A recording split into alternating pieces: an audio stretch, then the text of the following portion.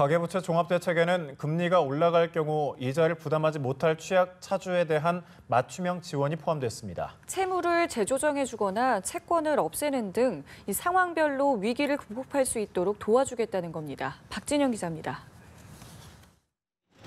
정부는 1,400조 원에 달하는 가계부채가 금융 시스템 리스크로 이어질 가능성은 낮다고 평가했습니다. 하지만 대출금리 상승과 맞물려 급격히 늘어나는 이자를 감당하지 못하는 가계의 부실화가 가장 큰 문제라고 지적했습니다.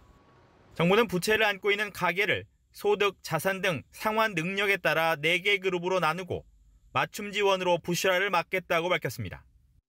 정상적으로 빚을 갚고 있지만 상환에 어려움이 발생한 사람들을 위해서는 연체 전 채무 재조정을 가능하도록 합니다.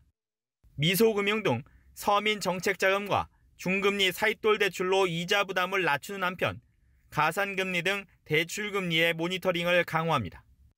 연체가 발생한 사람들을 위해서는 현재 6에서 9%인 연체 가산금리를 올해 말까지 낮추고 신용회복 지원 프로그램으로 재개할 수 있는 기회를 줍니다.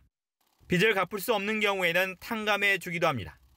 하지만 불성실한 채무자가 혜택을 받는 도덕적 해이를 막기 위해 무조건적 채무 탕감보다 상환 능력 심사 후 채무 조정을 지원하기로 했습니다. 생계형 자영업자를 위한 해내리 대출도 올해 말 출시됩니다.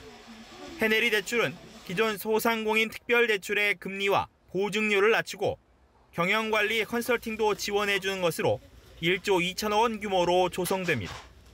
정부는 구조적으로 생애 맞춤형 소득 지원 제도와 주거, 의료, 통신비 등 핵심 생계비 절감을 통해 서민들의 자산 형성을 돕겠다고 밝혔습니다.